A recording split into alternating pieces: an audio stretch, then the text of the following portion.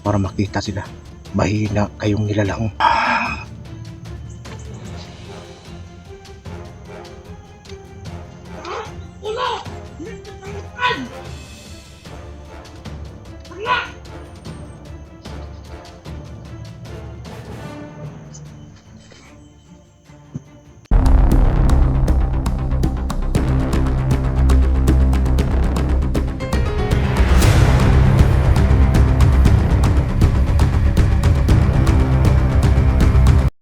Hello mga idol, magandang araw sa ating lahat. At maraming salamat sa walang sawang pagsupport po sa channel natin sa Badan Adventure. Doon kanina mga idol, biglaan kasi yung pangyayari na nag-abot kami ni Johnny at saka yung gabay niya, si Pulahan. At pasalamat tayo doon sa kanya dahil binigay niya yung kailangan natin. At gusto niya, pababain ako para magkuha ng alay. Pero ang promise ko sa kanya, ibibigay ko ang hiling niya. At tungkol naman doon kay Junji, nag-chat siya rin sa akin na nandoon na sila sa kanyang lola. At may balak siya pumunta ng bayan para makabili ng gamot. Ang sagot ko, hintayin nyo lang kami kasi yung ibang kasama natin, si Dax at saka si SG, patungo na roon. So ako, dito lang ako dumaan kasi ito yung porsyon na malapit lang doon sa lola ni Renz. At doon sa baba sila dumaan, papunta doon sa lola niya. Dito lang ako dumaan para malalayan ko, maback up pa natin si Renz na nakapunta ng bayan. Naawa tayo doon sa kalagayan ng idol natin si Junji, mga idol. Ay medyo nalilito ako kung anong unahin ko. Bueno, sa Biyernes pa man yung promise ko sa kanya. Promise ko kay Pulahan na mag-aalay ako sa kanya ng manok. So ibibigay natin. Kasikapin natin makabalik doon kung saan sila Johnny sa araw ng Biyernes. Ang magagawa lang natin dito, makababa tayo sa bayan, makapag-alay ako doon sa halaran ng sa halarang bato, doon sa halaran ng mga kulto kung saan ko ito nakuha, yung mahiwagang punyan, para si Tio Kulto makabalik na sa atin, para may kasama na tayo. Kahit nag-iisa lang ako, nandito na yung rasyon ko saka yung punyan, at mas lalong pinalakas pa ni Pulahan yung punyan natin saka yung rasyon. Kailangan pa rin tayong mag-alay doon kay Tio Kulto kasi galing sa kanya to at siya lang yung nakakaalam para masamahan tayo. Kasi kahit nandito na to sa akin, naibigay na ni Pulahan, hindi ko pa ramdam kung makapasok si Tio Kulto. Kaya gagawin natin, mag-alay tayo doon sa, pag makababa na tayo, gagawin natin mag-alay tayo doon sa halarang bato, doon sa mga kulto. Mag-alay tayo doon. Pagkatapos balik kayo kaagad dito para maalaya natin si Pulahan. So samahan nyo ako sa pagbaba mga idol. Dito lang ako dumaan para malalaya natin yung mga kasama natin. Kasi si Dag sa kasi alam kung patungo na sila roon sa bahay ng matanda, yung bahay na kung saan sila Renz. Kasi galing sila nakapag-impo sa atin, niligtas nila Sinday. Pero papasalamat tayo doon. Nagkahiwalay lang kami dahil sa sitwasyon na ako yung naghatid sa bata doon sa bayan. Hinatid ko yung bata at iniwanan ko lang doon sa barangay para sila na maghatid doon sa kanila. At pagbalik ko dito, doon ako banda dumaan sa may shortcut. Shortcut sana doon. Para papunta doon kay Junji. Sila Junji pala, lumihis ng daan. Punta doon sa lola ni Renz. So yun yung paliwanag ni Renz sa akin na nandoon na sila sa lola niya. So sikapin natin nga hindi sila masundan doon. At yung mga kasama natin si Dags at saka si SJ patungo na roon para kunin si Junji para madala ng hospital. Kasi hindi naman kaya ni Renz yun. Mabigatin si Junji pag dalhin nila sa bayan. Baka ano pa sila ni Commander Yawa. Kasi ang mga tao ni Commander Yawa sobrang galit at gusto nilang ubusin yung pamilya ni Junji kasi nakurnin nila si Junji. Buti na lang tayo mga idol, natulungan tayo ni Renz, nalalayan tayo at nakuha tayo ng mga kasama natin. So ngayon patuloy tayo sa misyon natin. Dito ako dadaan ngayon pababa, baka masalubong natin mga tauhan ni Commander Yawa na nag-aligid patungo doon sa lola ni Renz. Dito lang tayo para makababa tayo mga idol at makapag-alay tayo.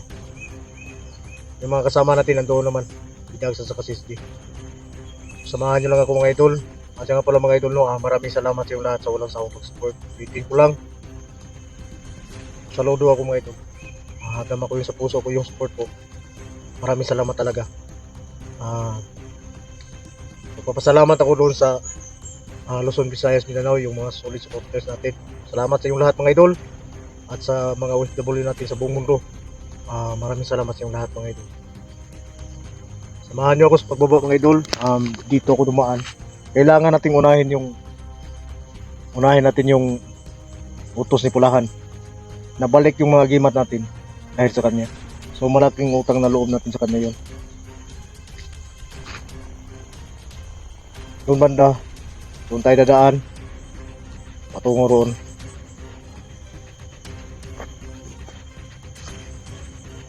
Pahapon na kasi napahinga tayo dun sa taas. Dito na lang ako nagumikam dahil sobrang lakas ng ulan.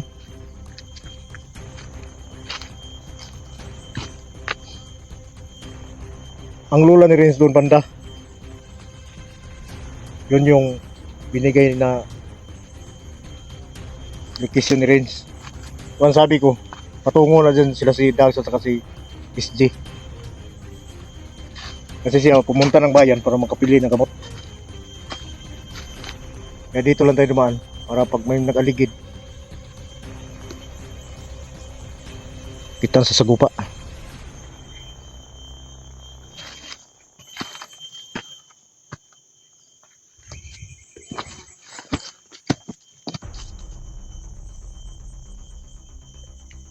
Kasi minsan parang nalilito ako eh. Alam mo naman mga idol,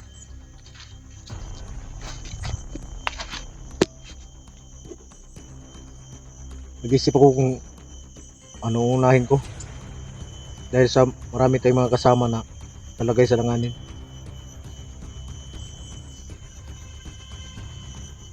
Pero bilang pagpapasalamat natin kay Pulahan,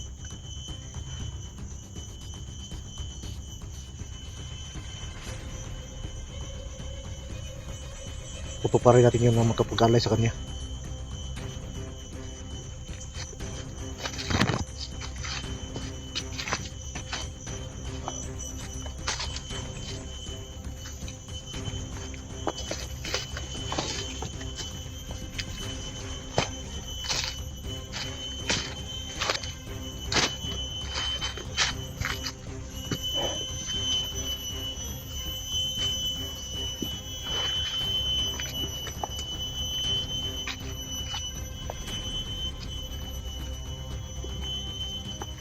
Hipot ang daanan ng mga bandido.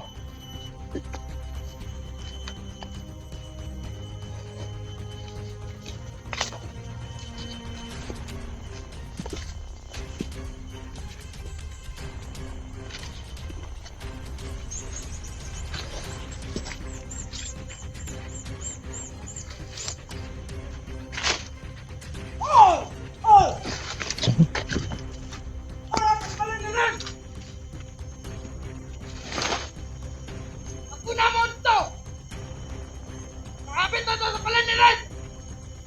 Tulong na!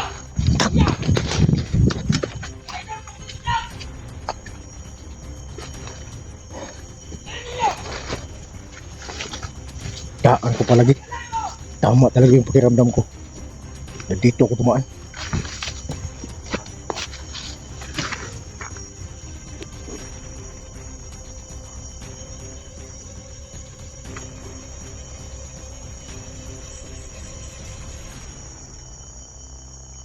Karoon ka.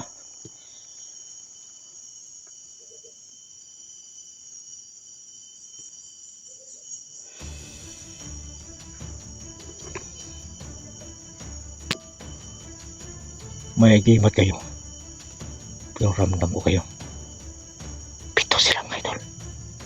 Alam kong patungo to. Doon kay Junji.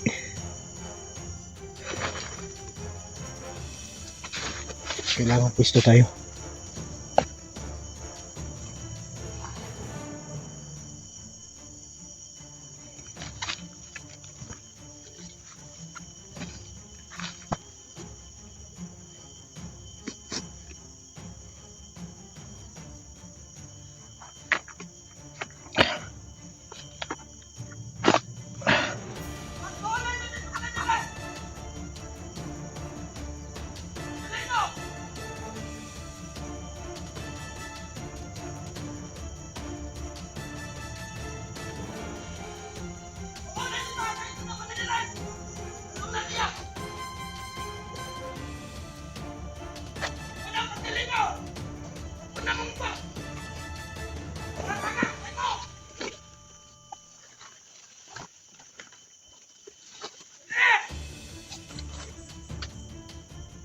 Tuwang mo pa sa boss.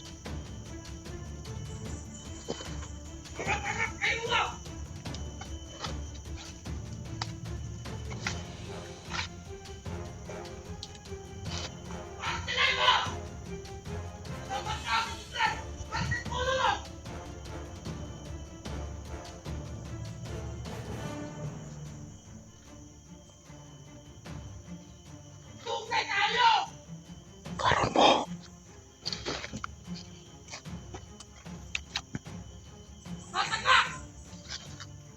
Malaki ang kasalanan niyo sa akin. Dapat ang kanto to! Wala niya rin! Kahit ito ito siya ba? Nagtakulilong ka. Hanap kayo mo!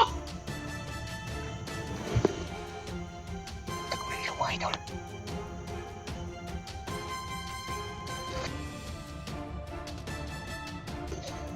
Nagtagulilong pangmuklo. Sukatan mo kulon! Gamitan ko ng orasyon para bugawas ni. Para makita sila. Mahina kayong nilalang. Bugay kayo! Hanap! Dahil Nakakal na naman! Sila na naman! Bugay mo! Nagtagulilong ka Hanap mga kayo ba? ka. Ang ngayon! Pasingin ang na! Pinipon niya Tinatanaw na! ang katapatin ng buwanga ka. Bugay kayo!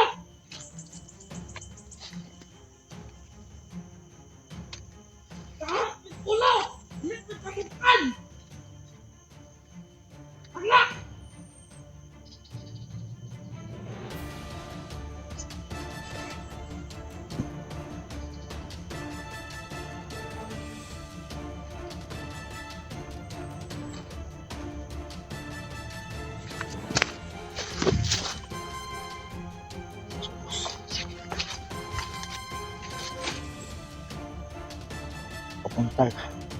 Papunta rin sa lulang range.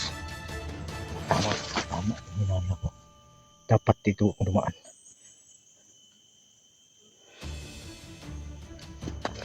Ito sila sa baba. Kailangan hindi sila makabalay. Patay na yung kasama nila.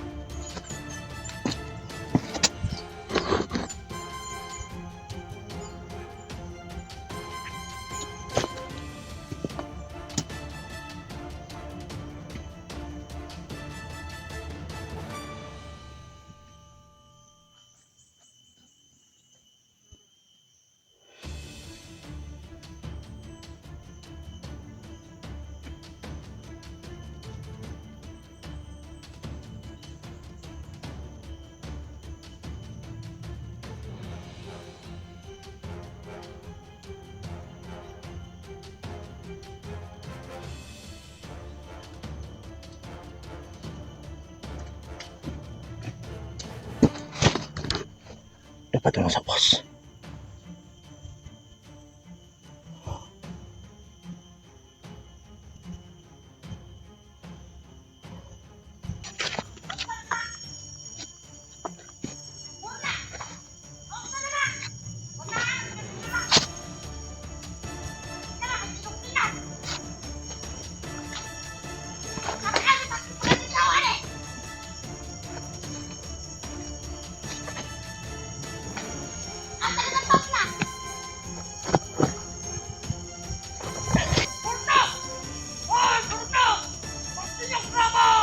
Bisa pag natayagimat mga idol. Pero kailangan pa rin natin maging.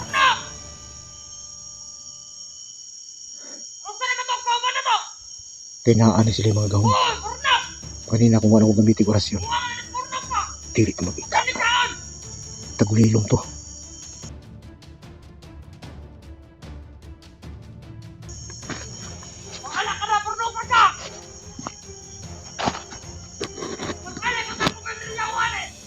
Sapa, di ka.